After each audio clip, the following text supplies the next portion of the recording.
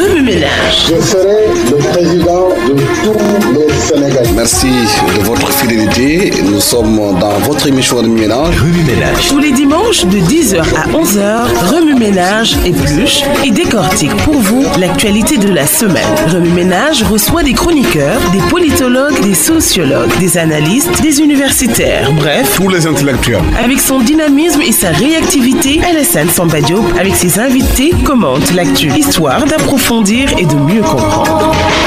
Quelle lecture faire du rapport du Forum civil et de l'Afrobaromètre sur l'ampleur de la corruption au sein de la police et de la justice?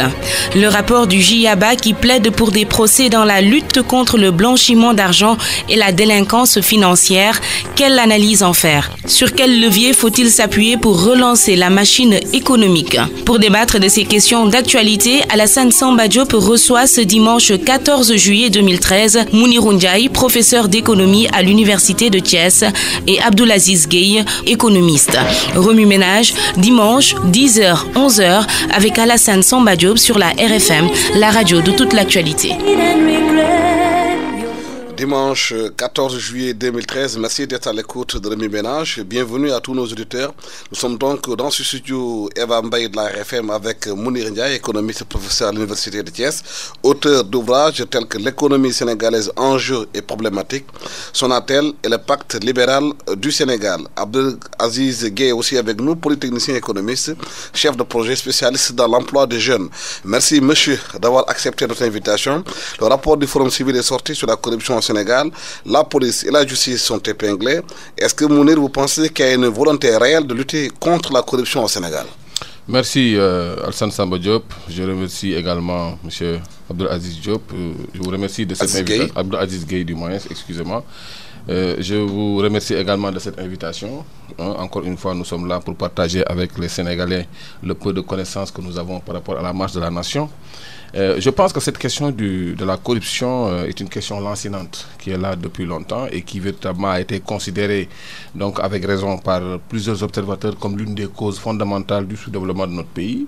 Donc le fait que cette corruption-là perdure et continue quand même de constituer un sujet d'actualité en 2013 quand même suffit pour justifier l'état de notre économie, pour justifier le retard que nous avons engrangé pendant toutes ces dernières années-là. Je vais dire simplement faire un rappel pour dire que le Sénégal a embrassé l'économie de marché. Nous avons aujourd'hui défini de nouvelles lignes de politiques économiques. Nous avons aussi un grand chantier qui est celui de la lutte contre le chômage. Et que pour cela, le Sénégal a besoin quand même d'investissement. Nous savons que le taux d'investissement au Sénégal se situe autour de 23%. Et que pour un taux de croissance de 10%, il faudrait un taux d'investissement qui va tourner autour de 40%. Ce qui fait que donc le chemin est très long. Et récemment, on a vu que le gouvernement avait pris des initiatives pour essayer d'alléger un peu les conditions d'investissement dans notre pays avec l'affaire des greffiers, les 1 milliard et ainsi de suite. Je pense que le gouvernement est dans une logique qu'il faut poursuivre, mais dans ce chantier-là, dans ce chemin-là, une grande part ou bien une grande attention doit être accordée à la question de la corruption qui gêne, qui véritablement ligature toutes nos stratégies pour aller de l'avant. Je pense que l'économie de marché obéit à un certain nombre de principes, parmi lesquels l'assainissement du climat des affaires. L'assainissement du climat des affaires, ce n'est pas seulement les investisseurs, seulement l'allègement, investir en 48 heures, c'est très bien, mais c'est aussi quand même un peu tout simplement assainir le climat des affaires dans le sens où, par exemple, un investisseur qui arrive dans un pays quand même a besoin d'un certain nombre, d'un traitement quand même qui soit conforme donc à ses ambitions. Abdelaziz, chaque année, par exemple, le rapport est fait, le constat est fait.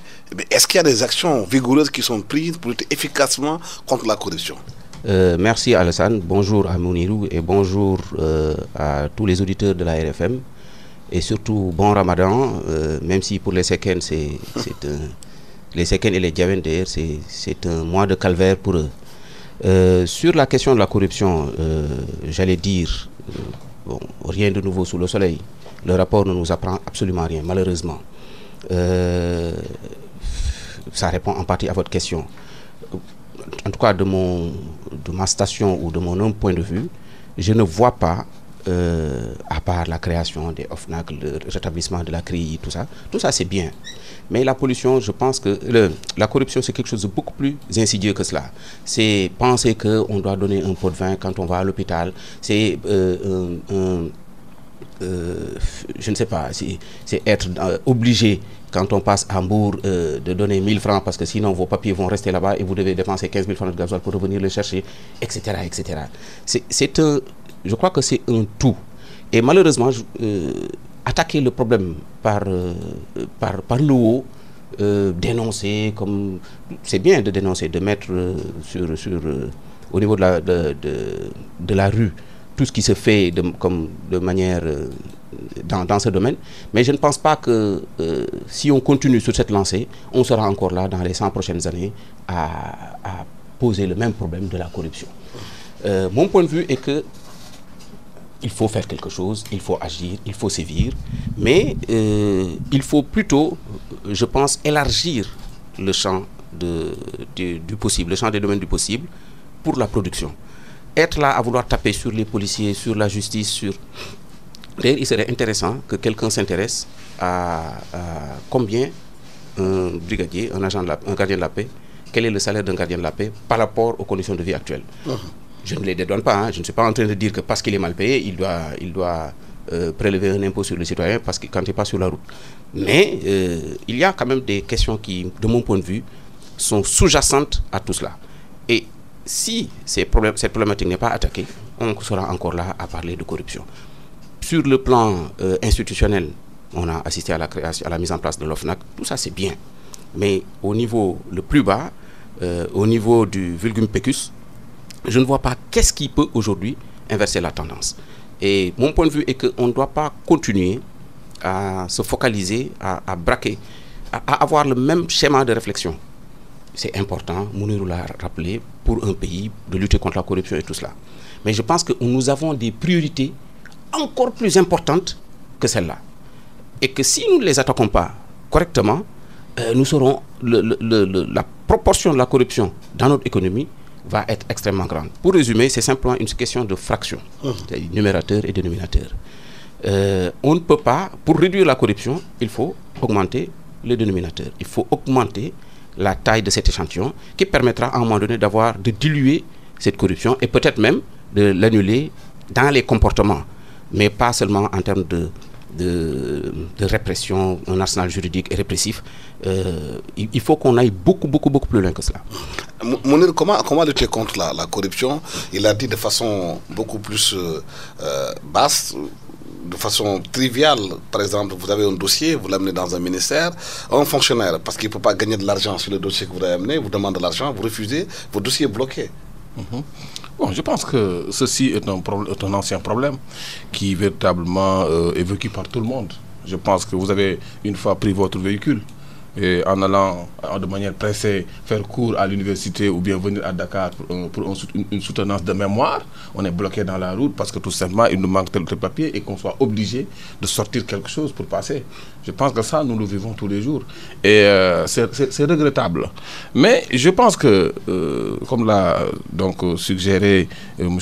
Aziz Gueye, je pense qu'aujourd'hui, il est nécessaire de faire un peu de benchmarking à ce niveau. C'est-à-dire qu'il faut que le Sénégal intente un grand projet pour essayer de voir ce qui se fait dans les pays où la corruption est combattue le mieux à travers le monde. Pour essayer d'adopter. Parce que nous avons essayé beaucoup de choses. On a créé le CNCLC, on a créé aujourd'hui l'OFNAC. Vraiment, il y a des institutions qui ont toujours été créées sans résultat. C'est le moment aujourd'hui d'aller voir ce qui se fait ailleurs. Dans les pays comme le Danemark, dans des pays comme dans des pays où véritablement la corruption est vraiment maintenue. Mais il semble lier le combat contre la corruption par rapport au niveau de vie aussi des populations. C'est-à-dire que si dans ces pays-là aujourd'hui les policiers sont bien payés, sont bien traités, ils sont peut-être peu enclins à prendre des sous des citoyens. Tout ceci repose la question de la démocratie. La question, qu'est-ce que la démocratie? La démocratie suppose un accès suffisant à l'avoir, au savoir et au pouvoir. L'avoir, c'est quelque chose d'important. Aujourd'hui, vous ne pouvez pas quand même lutter quelque chose si vous n'avez pas les moyens de lutter contre cette chose-là. La corruption, la lutte contre la corruption demandera des moyens.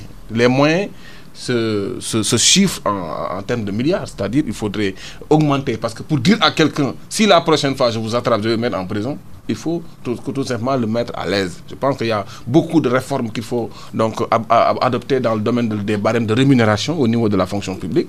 Et ensuite, faire, comme je l'ai dit, donc un benchmarking en allant dans d'autres pays où la corruption donc, est bien maintenue, est bien donc contenue, et essayer de dévoiler une nouvelle stratégie de lutte contre la corruption. Mais ce qui est clair, c'est que le Sénégal, aujourd'hui, bon, j'ai entendu dire que le nouveau gouvernement va atteindre l'émergence économique dans 10 ans.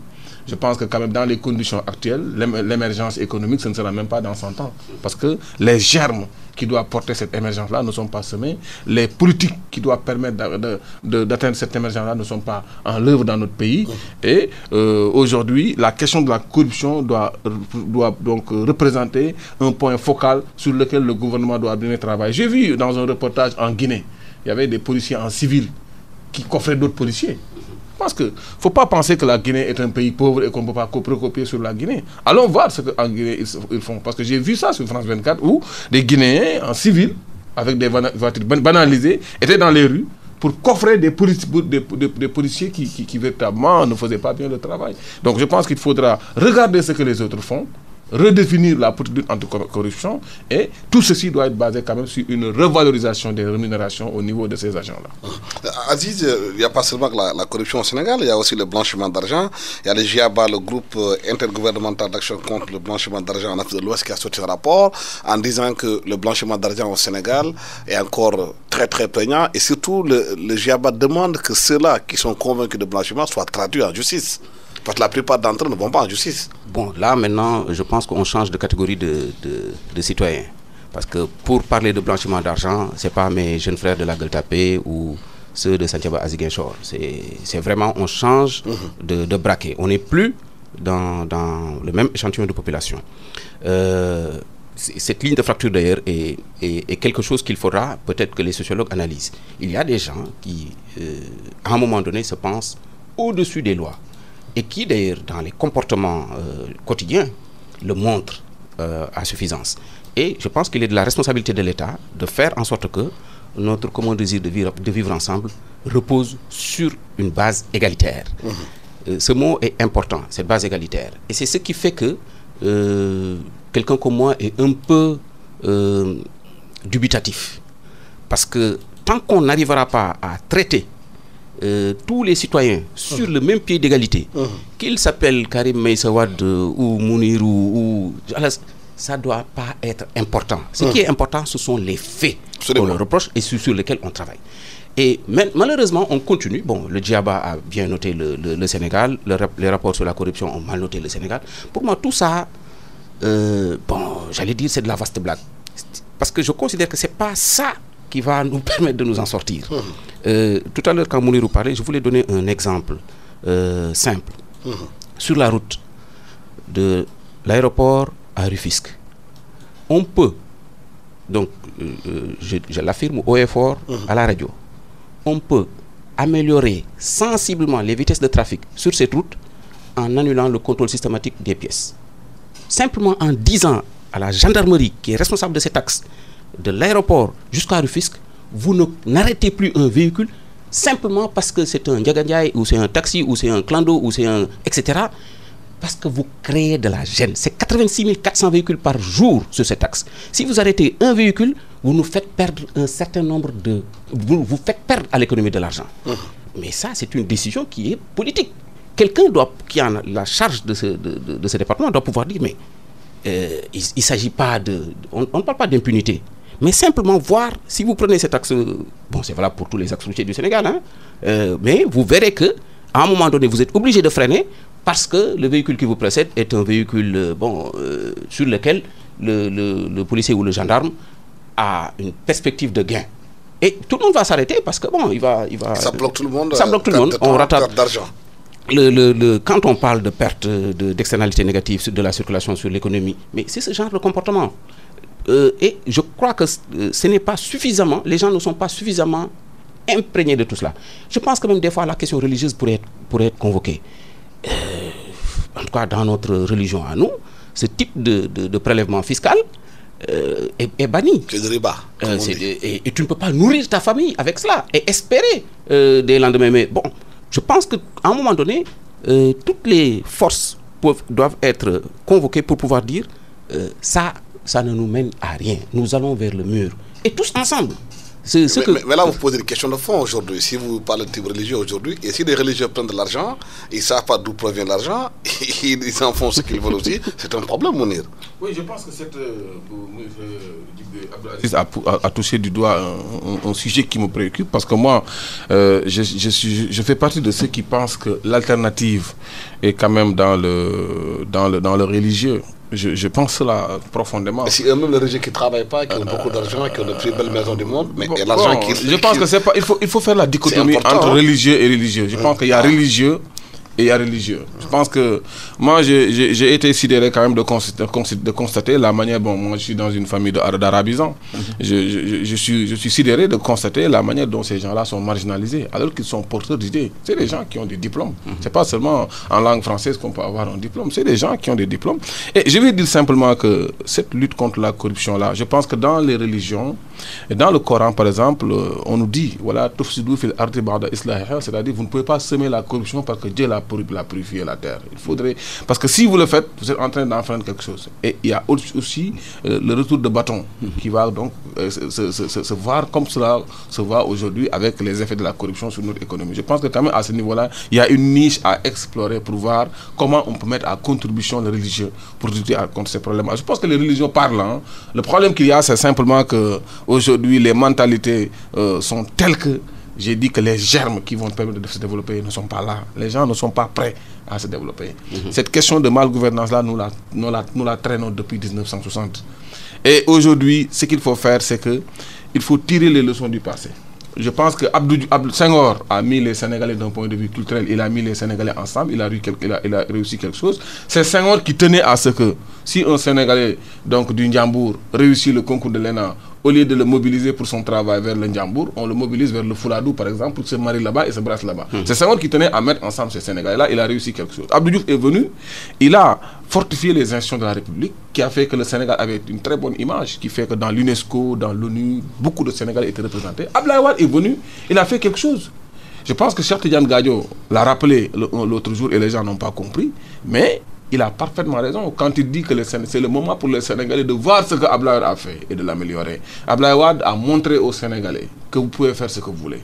Quelle que soit la grandeur de l'autoroute, quelle que soit la grandeur de la construction, vous pouvez l'entamer et le boucler. Je pense que ça aussi c'est quelque chose. Je pense qu'aujourd'hui, le nouveau régime doit avoir une ligne de politique claire à ce niveau-là. C'est-à-dire, la malgouvernance a été décriée depuis longtemps. Macky Sall est venu, il a posé des actes de bonne gouvernance. Mais même lui-même dans ses actions, il y a des actes, quand même, il y a des décrets d'avance. Peut-être qu'on y reviendra. Il y a beaucoup de choses aussi qui posent problème et qui entrent en contradiction dans tout cela. Je pense que entre le discours et l'action. Exactement.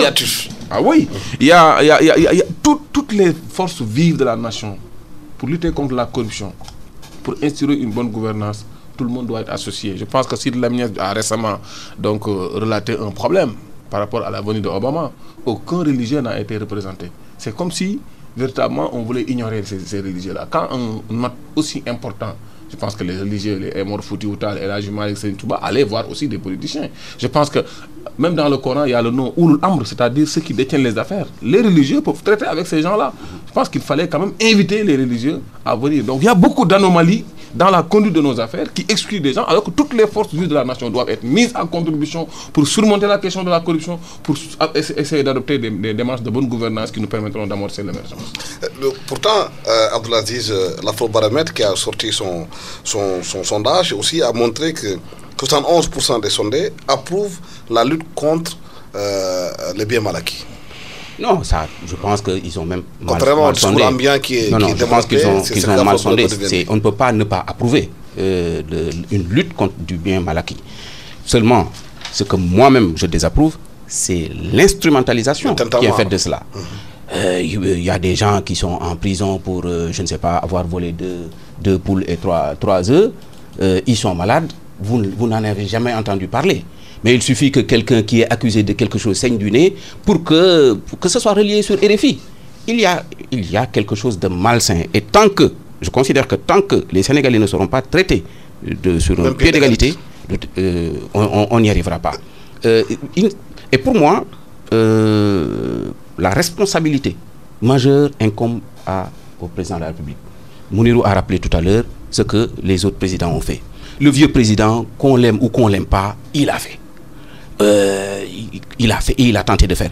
Il a surtout montré, et ce que Mounirou rappelait était important, que nous n'avons pas de complexe à avoir sur un certain nombre de questions. Cheikh Anta Diop, c'est quand même le pharaon noir. C'est lui le père de la Renaissance africaine. Même si le vieux président en a fait un usage pas très...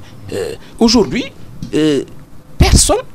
En tout cas, vous demanderez à vos enfants qui est Cheikh Anta Diop. Il faut qu'ils aillent sur Google pour savoir c'est qui.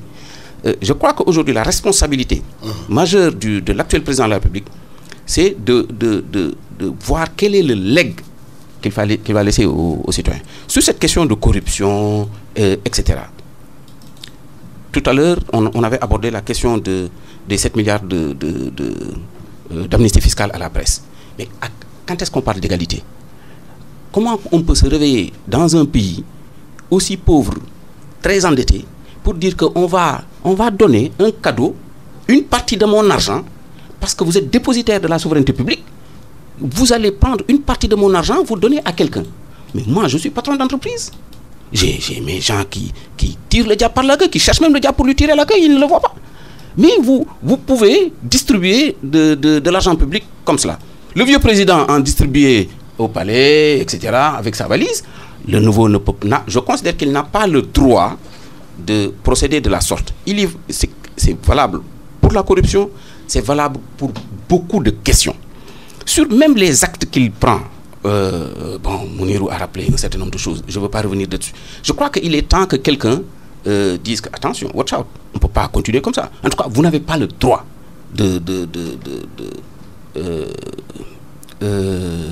en Wolof, on dit tassiyakar. Je ne sais pas si... C'est pas décevoir, hein. C'est vraiment trahir l'espérance des gens. Voilà, c'est ça l'engagement. C'est une trahison.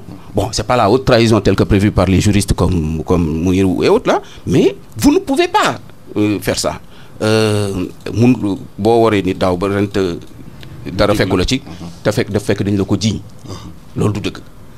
Donc, je pense qu'il est temps qu'on revienne à un certain nombre de principes de base. Qu'est-ce qui est fait aujourd'hui pour aider mes jeunes frères de la Gueule Tapée? Qu'est-ce qu'on fait? Recruter 10 000 personnes, tout ça là, c'est de la blague. Vous aurez des problèmes pour avoir dans le deuxième volet de notre débat concernant sur quel levier il faut s'appuyer pour faire bouger le pays. Mounir, aujourd'hui, concernant justement l'histoire de la corruption, l'Afro-baromètre dit qu'aujourd'hui, ils ont posé une autre question essentielle concernant la stratégie de développement de l'emploi, en disant que 8 Sénégalais sur 10 ne sont pas satisfaits de la première année sur le plan économique et de création des emplois du gouvernement de Macky Sall. Bon, voilà, moi je dis que aujourd'hui, ce qu'il faut faire, il faut faire le diagnostic global du problème. Moi, j'ai récemment dit que nous étions au point zéro et que le gouvernement, ça ne bougeait pas. Mais je vais rebondir d'abord sur la question des 7 milliards d'amnistie fiscale à la presse. Je n'ai rien contre la presse. La problématique qui va permettre la manière d'aborder le problème du Sénégal ne peut pas exclure le fait d'analyser même les structures, que cela soit dans la presse, bien sûr, que cela soit au niveau de l'UNACOIS. Parce que les gens de l'UNACOIS ont été accusés par les consuméristes d'être des individus qui s'enrichissent, qui ne créent aucun emploi, qui partent, qui importent, qui mettent des marges individuellement pour leur famille. Il n'y a aucun emploi créé, il n'y a rien. C'est un problème. Les maisons de presse, tu vois, un responsable de... des emplois aussi. Hein. Maison de presse, qui est riche, un milliard, qui est milliardaire, qui a de l'argent, qui mange à sa faim, et qui véritablement a créé une entreprise qui est liée à son nom. S'il y a des dividendes ou des profits, peut-être, les salariés ne les verront pas, c'est lui qui les encaisse. Vous lui faites une amnistie fiscale. Nous ne disons pas que le gouvernement ne peut pas faire d'amnistie fiscale, mais il y a des enquêtes préalables.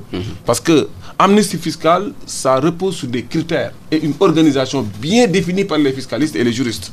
Vous ne pouvez pas de manière uniforme accorder des amnisties fiscales à des individus. Parce que ces individus-là sont des entreprises, sont des personnes morales qui n'ont pas les mêmes situations. Certaines peuvent payer, certaines peuvent payer moins que d'autres. Donc il fallait dire voilà, vous devez 10 milliards, je vous en fais d'amnistie pour les 8 milliards, mais vous me donnez les 2 milliards. Vous êtes tellement pauvre parce que j'ai fait une enquête, je vous laisse votre... Je pense qu'il y avait quelque chose à faire. Tout ceci montre qu'il y a une incohérence dans la démarche de bonne gouvernance du nouveau gouvernement. Il y a une véritable incohérence parce que des mesures comme ça devraient être donc concertées avant de prendre des décisions comme ça, parce que c'est l'argent du contribuable qui est concerné. Deuxièmement, il faudrait savoir que aujourd'hui, pour la question du chômage, parce que je pense qu'on va revenir sur cette question-là, pour la question du chômage, je pense que le gouvernement a abandonné la nouvelle politique basée sur la lutte contre l'inflation. Je vais revenir. Ouais.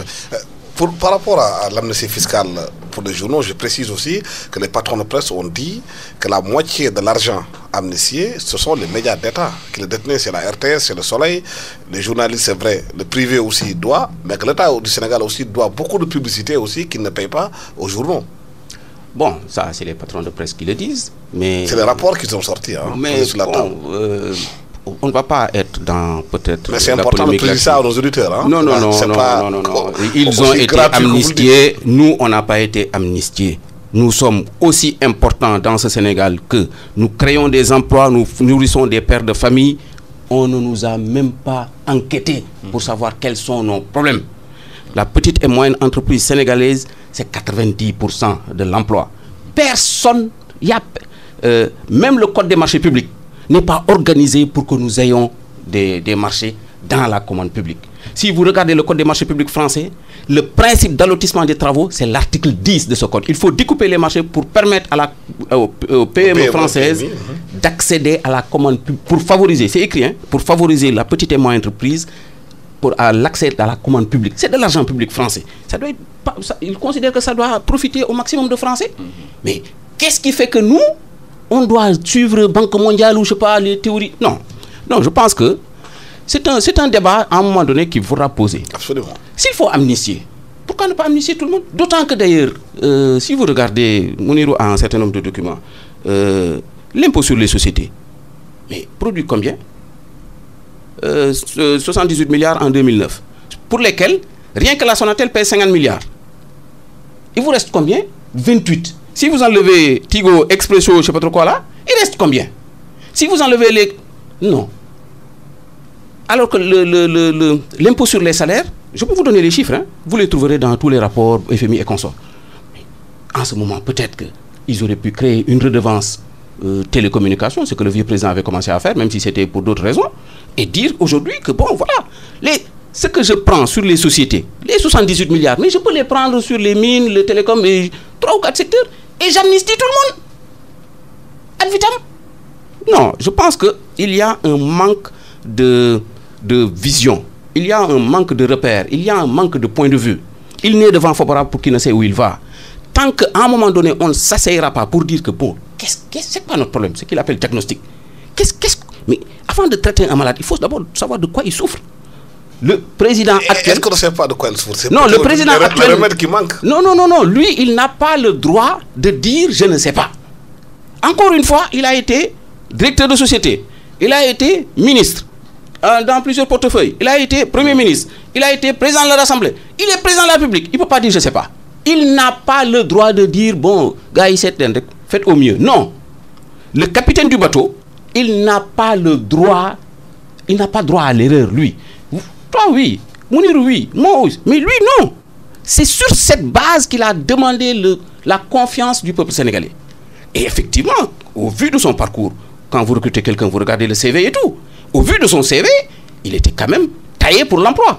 Mais on ne peut pas considérer maintenant qu'arriver, se poser sur le fauteuil, dire qu'on va commencer à réfléchir. Mais on a déjà réfléchi pour 16 mois. C'est l'action qui manque. Mais 16 mois. Donc, pendant 16 mois, vous n'avez pas réfléchi. Il n'y a aucune garantie que vous allez réfléchir pendant les 34 mois qui restent. Non. C'est pas possible. Il faut, à un moment donné, je pense que sur cette question comme sur d'autres, il faut pouvoir poser le véritable débat. Sinon, c'est le président qui va agir au petit bonheur la chance. Et ça, ce n'est pas source de croissance. Ça, ce n'est pas source de... vous allez dire qu'on va lutter contre la pauvreté, contre la corruption, tout ça là. Rien. À the end of the day, on aura une peu de... Parce qu'à un moment donné, les gens vont essayer de s'en sortir par eux-mêmes. Mes parents serrères qui sont en train, au moment où l'on parle de semer leur mille, ce que vous dites là, ce n'est pas leur problème.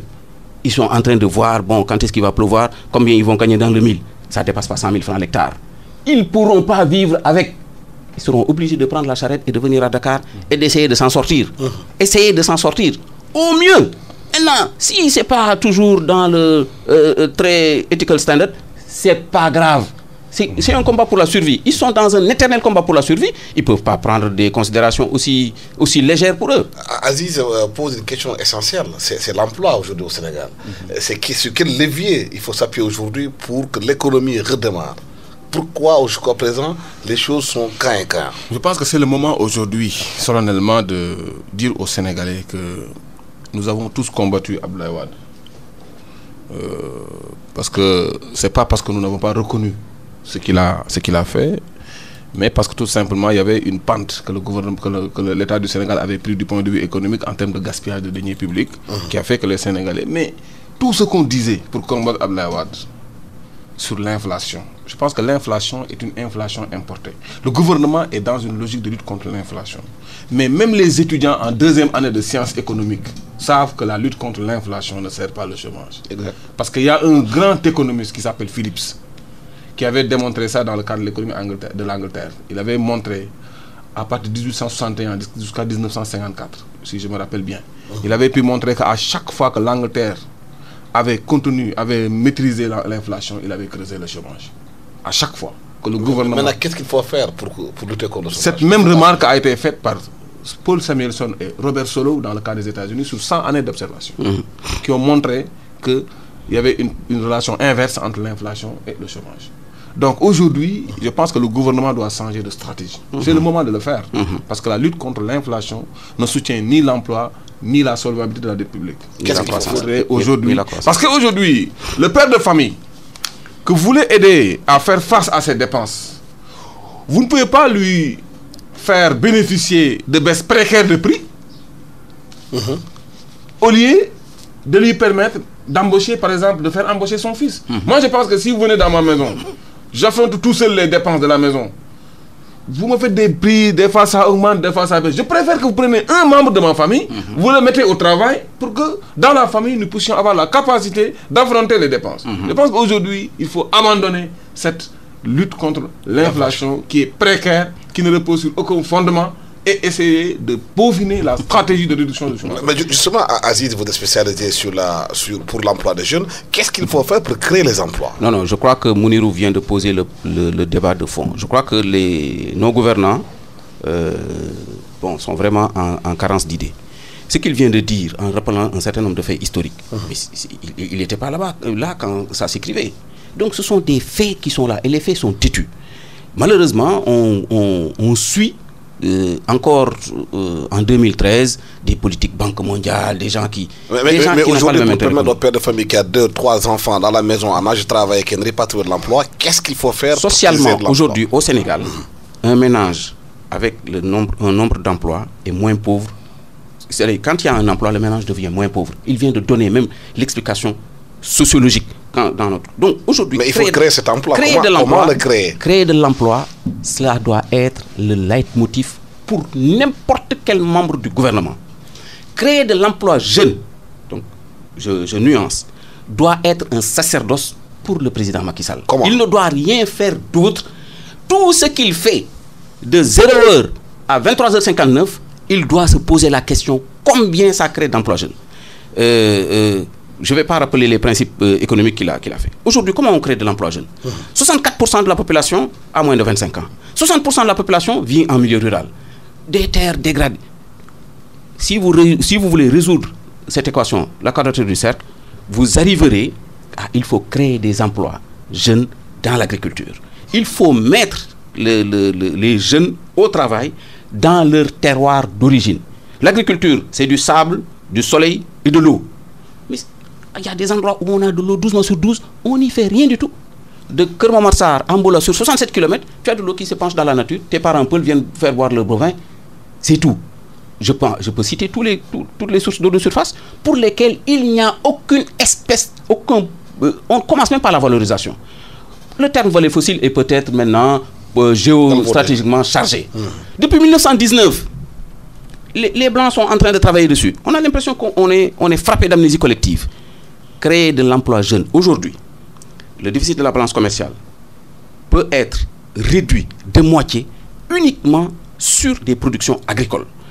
Les fondements de l'économie sénégalaise doivent être des fondements du secteur primaire et en particulier du secteur agricole. C'est dans ce domaine que vous pouvez créer des emplois qui sont jeunes, rémunérateurs et qui permettent à ces futurs pères de famille ou déjà jeunes pères de famille, jeunes chefs de ménage, de pouvoir subvenir à leurs propres besoins et aux besoins de leur famille. En ce moment, si vous voulez qu'ils payent un service pour le dispensaire, ce sera possible.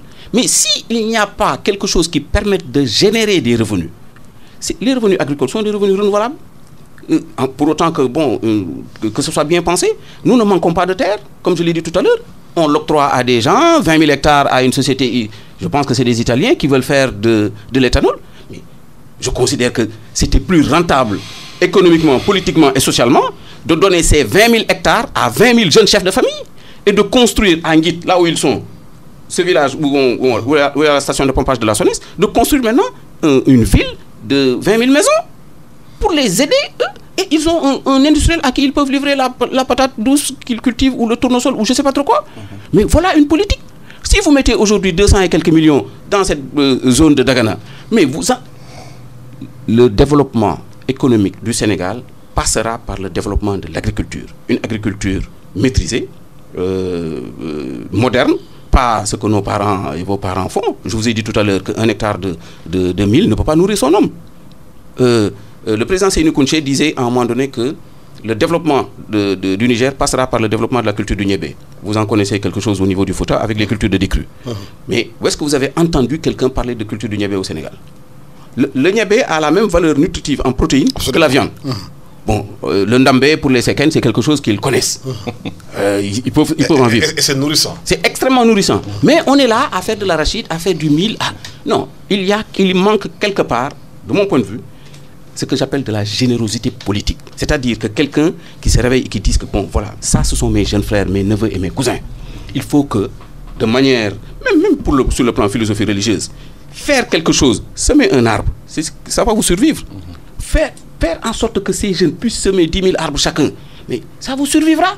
Mais être là à dire que bon, on va recruter 10 000 policiers ou je ne sais pas, agents de sécurité en créant une milice, même si ça ne s'appelle pas comme ça, vous n'avez même pas les moyens de subvenir, de payer correctement les policiers existants et vous en rajoutez. Mais vous êtes en train de blaguer. Mais Mounir, la réflexion a été faite au Sénégal. Ce qui est paradoxal dans ce pays, c'est que les idées sont là, les gens travaillent sur des dossiers de façon pointue. Le Sénégal, pratiquement sur le plan des ressources humaines, est un pays extraordinaire. Mais l'application pose problème. Pourquoi? Je pense qu'il faudra faire un diagnostic. Il faudrait un peu quand même prendre du recul pour analyser la situation. Serigne Cheikh Ahmed Tidiane Sy Al Maktoum avait soulevé une question en 2010. Il avait parlé des déséquilibres sociaux. Quand les politiciens sont plus nombreux que les électeurs. Quand les lutteurs sont plus nombreux que les gens qui regardent. Quand les danseurs sont plus nombreux que les gens qui sont devant leur télé. Il y a des problèmes de déséquilibre sociaux. Et sur le plan politique, il faudrait savoir que on a théorisé l'agriculture comme étant la seule source de richesse pouvant nous permettre de faire face aux défis du futur. Ça, on l'a établi. Il y a le professeur Moussa Seck, le meilleur agronome de l'Afrique de l'Ouest, qui a dit ça de manière claire. On a partagé le plateau pour ficeler le programme de Cheikh Tidiane Gadio. Mais pourquoi on ne l'applique pas? Pourquoi on ne l'applique pas? Je reviens sur ces décisions politiques-là. Comment pouvez-vous, aujourd'hui, vous baser sur un appareil politique, un parti politique, où il y a tellement de politiciens qui sont autour de ces partis-là? Vous arrivez au pouvoir, mais vous avez l'obligation de satisfaire à cette clientèle politique-là. Ce qui fait que donc, ce qu'on avait dit dans le Yonou Yokouté, moi je connais le Yonou Yokouté, c'était qu'on devait créer les pôles agricoles. Mais les pôles agricoles là, pour les créer, il faut des moyens. Mais ces moyens-là doivent provenir du budget de l'État. Mais le gouvernement est là pour satisfaire une clientèle politique. Créer 10 000 emplois, 5 500 emplois, ça va dilater les charges de l'État. Et ça ne va pas laisser de marge de manœuvre nécessaire pour faire un programme agricole révolutionnaire. Et j'ai dit l'autre jour que le programme agricole qui va développer le Sénégal est un programme qui va être cité dans tous les médias le lendemain. C'est un programme révolutionnaire qui va inquiéter même France 24, BFM TV, CNN, tout le monde va venir se braquer sur le Sénégal. C'est ce programme-là qui va développer le Sénégal. Il faut être courageux. Est-ce qu'il existe ce programme? Mais ce programme-là est là, mais pour les moyens. C'est-à-dire qu'aujourd'hui, puisque l'agriculture s'impose comme étant la source d'une chaîne de valeur susceptible de nous permettre de faire face aux défis du futur, je pense qu'il faut s'y engager tout de suite. Quelqu'un a suggéré, un juriste, je ne sais pas de qui il s'agit, que Macky Sall prenne 7 ans. Pourquoi? Ils disent que je prends 7 ans, je ne veux pas d'autres mandats, qui se déconnectent de ces politiciens-là et qui prend l'argent du pays, qu'il met cet argent-là dans les secteurs pourvoyeurs de richesse, dans les secteurs porteurs de croissance économique, porteurs de création d'emplois tels que l'agriculture. Je pense que ce n'est pas avec ces budgets, ces petits budgets d'agriculture-là qu'il faudra moderniser l'agriculture sénégalaise et permettre aux paysans sénégalais d'avoir des rendements suffisants qui lui permettent de faire face à la concurrence internationale et relever le défi de l'autosuffisance en riz. Et d'ailleurs, il y a aussi autre chose. D'autres enquêtes ont montré que c'est un piège que de vouloir se baser sur les céréales. Je pense qu'aujourd'hui, les céréales, il y en a 2 ou 3. Riz, mil, maïs, c'est bon. Alors que les légumes sont porteurs de beaucoup plus de variété. Le Sénégal doit redéfinir sa politique agricole. Je pense qu'on l'a déjà dit et on le redit. C'est l'agriculture qui est porteuse des chaînes de valeur susceptibles de permettre au Sénégal de faire face aux défis de l'emploi.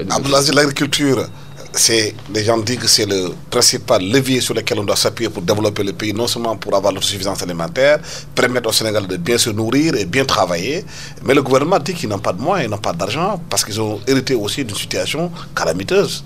Non, ça c'est des arguments qu'ils avancent. Non. Bon, je crois qu'il y a eu des débats dans les journaux pour montrer qu'ils ne savent pas lire les comptes de la nation. Bon, ça pose un problème que Mounirou posait tout à l'heure, c'est est-ce qu'on a les bonnes personnes aux bonnes places? Right man, right place. Bon, maintenant, non, je pense qu'il manque quand même de générosité. 1 hectare, il a cité tout à l'heure Moussa Seck, avec lequel j'ai travaillé, et ce que je dis, c'est en partie fait avec lui. 1 hectare, aujourd'hui, vous savez, un citronnier, vous voyez des jeunes vendre des citrons un peu partout, oui, dans Dakar. Dans les rues de Dakar, oui. À 1200 francs le kilo. Un citronnier adulte, c'est-à-dire à partir de 6 ans, produit 400 kilos. Donc, vous avez 400 kilos, c'est vendu à Dakar à 1200 francs. C'est supérieur à 5 hectares de mil. Un citronnier peut remplacer 5 hectares de mil, si c'est fait correctement. Et vous l'achetez, vous le vendez, vous le voyez tous les jours. Et si vous êtes sur le marché export, comme il parlait tout à l'heure de globalisation des fruits et légumes, aujourd'hui, l'Israël exporte sur le marché de Rungis 1 million de tonnes de fruits et légumes. Nous, quand on a atteint 10 000 tonnes, on s'est bombé le torse. Ils ne peuvent pas avoir des conditions. Ils sont à 7 heures de vol. Entre Tel Aviv Paris, nous sommes à 4h30 de vol. Entre Dakar et Paris. Non, je pense que il manque. Ce n'est pas une question de moyens. Comme me disait quelqu'un. C'est la vision qui manque. Si vous avez un bon projet, vous trouverez les moyens pour le faire. Ce qui manque, c'est l'audace. C'est vraiment. Moi, j'appelle ça de la générosité de cœur. C'est de vouloir faire, de se réveiller et de dire que je veux faire. Si vous le faites, Dieu vous accompagnera. Mais si vous êtes en train de regarder comment vous allez faire pour enrichir vous-même, vos familles, votre clan, bon, vous aurez le résultat que vous méritez. Mais Mounir pose la question de la cohorte de politiciens qui sont dors, qui ne vivent que de ça, qui capturent les biens. Moi, je pense que moi, vraiment, j'en veux au président Macky Sall. Parce que les politiciens ne l'ont pas élu. Et il va tomber à cause de ces politiciens. De toute façon, ça se bagarre déjà dans son précaré. Je ne parle pas de ces politiciens. Dans la chambre dans laquelle il se trouvait là, quand il préparait tout ça. Ils sont en train de se taper dessus. Donc, il ne faut pas espérer de pouvoir compter sur les autres. Non, je pense qu'il n'avait pas le droit. Il n'a toujours pas le droit et il n'aura jamais le droit de trahir les espérances du peuple. Il a vu ce qui est arrivé au vieux président. Il était quand même populaire quand il est arrivé en 2000. En 2012, des gens ont laissé leur vie pour ne pas permettre à ce vieux président de continuer sur la lancée sur laquelle il était. Donc, lui, il a quand même, il est beaucoup plus jeune que ce vieux président. Il est né après l'indépendance. Il doit quand même quelque chose à cette jeunesse. Je crois que c'est un dû. Il est allé voir les jeunes de Y'en a marre entre les deux tours. Aujourd'hui, qu'est-ce qui est fait pour que ces jeunes de l'esprit Nietimbar puissent tirer profit de tout ce qui se... C'est quand même leur pays. Ils ont le même poids électoral que le président Macky Sall ou que quelqu'un d'autre. Mon ami ABC ou quelqu'un. Non. Je pense qu'il faut arriver même en termes de coût. Ce n'est pas quelque chose qui coûte cher. C'est pas quelque chose... C'est la volonté de vouloir faire. Penser aujourd'hui qu'un jeune à qui on aménage 1 hectare quelque part, on met en place un dispositif. Le coût d'aménagement de cet hectare, c'est le même coût d'aménagement des hectares dans la vallée du fleuve. Hein. Bon, ça, c'est soit dit en passant. Mais ce même jeune à qui on donne 1 hectare, il est capable de produire suffisamment d'argent pour rembourser les frais, l'investissement et rembourser les frais d'une maison. C'est-à-dire, aujourd'hui, si vous allez quelque part dans votre fauteuil où on a de l'eau de surface et tout, on crée un village de 10 000 maisons. On construit les 10 000 maisons. On aura moins de problèmes que pour les inondations. Quand il y a eu des inondations, 7 morts, le président s'est levé pour dire qu'on va faire un programme décennal de lutte contre les inondations. Je n'ai rien contre. Mais prendre 756 milliards pour prendre de l'eau et mettre en mer, je crois qu'on peut mieux. Si on avait pris ces 756 milliards, on aurait créé 75 000 chefs entrepreneurs agricoles qui peuvent employer chacun 2 personnes. Dans les régions. 75 000, non, 750 000, pardon, entrepreneurs agricoles qui peuvent employer des jeunes et qui resteront dans leur terroir, qui développeront ce terroir, qui vont prendre le bouilli, le lalo ou tous les produits qu'on a de ce terroir qu'on peut valoriser sur le plan international aujourd'hui. Non, il faut de la volonté, une clairvoyance, dire qu'aujourd'hui, nous pouvons, si nous pouvons dire que bon, on va aller à Ouest-Foire, on va drainer les eaux, on va les amener en mer. Mais nous pouvons quand même aller à Louga, à Linguère ou chez mon ami à Lingui et créer 200 000 maisons à Linguère et traiter Kermont-Marsar, Linguère, c'est 157 km. Le président Abdou Diouf avait commencé le programme de l'eau à Linguère. 157 km, c'est 157 000 hectares avec une zone de contact de 10 km, 5 km de part et d'autre. 30 mégawatts de puissance électrique. Vous créez 15 villes de 10 000 habitants, de 10 000 maisons, pardon. Chaque maison, maintenant, le coefficient, vous mettrez 10 ou 5. 15 villes de 10 000 maisons pour chaque ville. Mais vous résorbez le surplus de ces populations jeunes à Dakar.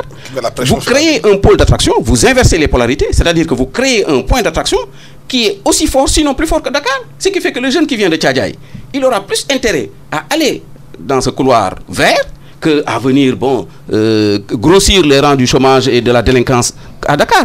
Mais ça, c'est à notre portée. Construire une maison, nous savons faire. Mettre un réseau de goutte à goutte, planter des arbres, que ce soit des citrons, des manguiers, des carrosseliers, nous savons le faire. Vous le faites chez vous, même dans votre maison. Nous savons faire cela. Il reste quoi? L'organiser. C'est le rôle de l'État. Pour qu'aujourd'hui, qu'on ne soit pas dépendant de l'importation d'oignons. Sur 10 000 hectares, on est autosuffisant en oignons. Pourtant, vos parents de Podor ont produit 4 000 tonnes sur 4 000 hectares d'oignons et le marché a été saturé. L'ARMP n'a pas pu réguler ce marché. Et on était exportateur net d'oignons. Je peux dire la même chose pour la viande, je peux dire la même chose pour le lait, les produits. Pour tout ce qui est produit de base, nous pouvons satisfaire nos propres besoins et mieux, nous pouvons aller vers la transformation industrielle des excédents et vers l'exportation. Nous sommes à quelques heures nous sommes au carrefour de toutes les routes navales, aéronautiques et tout. Washington. Mais pourquoi Mounir, avec toutes ces potentialités qu'on a dans ce pays-là, qu'on n'arrive pas encore, je repose la question, j'insiste là-dessus, qu'on n'arrive pas à mettre ça en œuvre? Pourquoi ça ne prend pas? Mais c'est ce que Aziz vient de dire tout de suite, c'est l'absence de volonté politique. Je pense qu'aujourd'hui, ce qu'on a dit tout à l'heure là, le problème des déséquilibres politiques, le problème parce que ce qu'on avait dit dans le Yonuyo côté, je pense que les enquêtes sont là. Tout ce que Aziz est en train de dire là, c'est des politiques qui sont déjà ficelées. Nous avons fait des enquêtes dans les universités. Les universitaires ont fait le travail. Les chercheurs de ce pays ont fait le travail. Il ne reste que la mise en œuvre et une volonté politique qui va avec. D'ailleurs, sur la question de l'oignon, je pense que les experts on dit que le Sénégal avait des avantages comparatifs inouïs, extraordinaires, dans les produits que voici. L'oignon, le riz, le citron, les mangues, le niébé. Mais ce sont des produits sur lesquels le Sénégal doit développer une stratégie de spécialisation en sortant les moyens.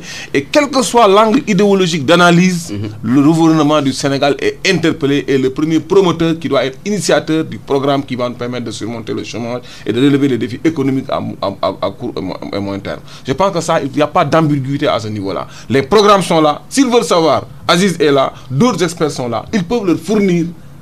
Mais être là à faire de la politique, moi j'étais déçu. Pourquoi je suis déçu de la manière dont on gouverne le Sénégal? Parce que moi, je ne suis pas intéressé. Je n'ai pas couru pour me faire nommer quelque part. Ce n'est pas mon problème. C'est des politiciens. C'est des politiciens. Ils sont accaparés du pays. Mais ils ne font que de la politique tous les jours. Macky Sall s'y met lui aussi. Il ne fait que de la politique. Il n'est là que pour gérer une clientèle politique. Ce n'est pas pour cela qu'on avait... Je pense que quelqu'un a fait la liaison entre le Sénégal et l'Égypte. Mais attention, en Égypte, Mohamed Morsi, quand même, il n'a pas fait ce que les Égyptiens lui demandaient. Et ils l'ont dégagé du pouvoir. Mais là-bas, c'est l'armée qui gère le pays. Hein, oui, non, mais c'est-à-dire que le peuple a sonné et l'armée a agi. C'est-à-dire que lui, il n'avait pas compris. Il était là pour gérer les intérêts d'islamistes. Il avait oublié que c'était un vent de liberté qui venait de souffler. Que les gens, ils voulaient quand même de manière diplomatique, comme l'a fait Erdogan en Turquie, essayer de faire avec beaucoup de masla, beaucoup de diplomatie, faire son programme. Mais il est déconnecté. La même chose au Sénégal. Moi, je reconnais sincèrement que c'est pourquoi j'ai combattu pour mettre Macky Sall au pouvoir, je ne le vois pas. Aujourd'hui, on est dans la politique.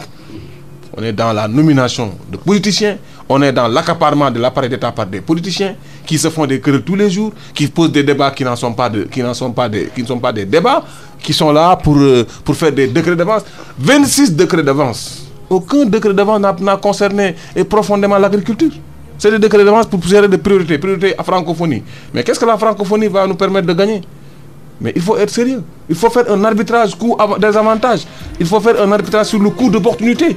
Pour pouvoir mobiliser l'argent dans quelque... Il faut faire des enquêtes pour voir la pertinence de mettre mon argent dans ça ou ça à moyen terme. Il faut développer ces gens de stratégie. Barack Obama est venu au Sénégal. On a bloqué le pays. Vous avez 500 000 marchands ambulants au Sénégal. Vous les bloquez pendant 2 jours. Même s'ils gagnaient 1000 francs CFA de bénéfices par jour, c'est à 500 millions de perdus en une journée. Absolument. En 2 journées, il y a 1 milliard de perdus. Et Barack Obama va partir au Radisson Blu, il va verser 68 millions ou 70 millions, il dégage. Donc il nous fait perdre 1 milliard de francs CFA et il verse 70 millions peut-être avec ces 150 personnes qui l'ont accompagné. Je pense qu'il faudrait qu'on change de stratégie, qu'on soit plus digne. Il faudrait que le président Barack Obama pouvait venir au Sénégal de manière tranquille, il fait son voyage, on ne bloque personne, on s'organise d'avance pour éviter tous les désagréments qu'on a vécu pendant cette période. Voilà, le temps que nous avons imparti est pratiquement terminé, nous sommes à 11h et je présente mes excuses aussi aux internautes. Aujourd'hui, on n'a pas pu aller prendre des questions aujourd'hui pour les poser aux invités parce que le temps est très court.